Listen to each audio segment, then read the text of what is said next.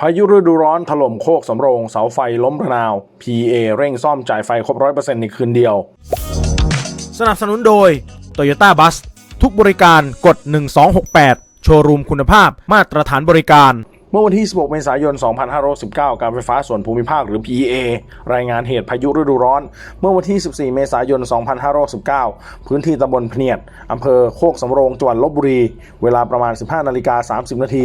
ส่งผลให้เสาไฟฟ้าแรงสูงจำนวน 4 ต้นและเสาไฟฟ้าแรงต่ำจำนวน 1 ต้นหักโค่น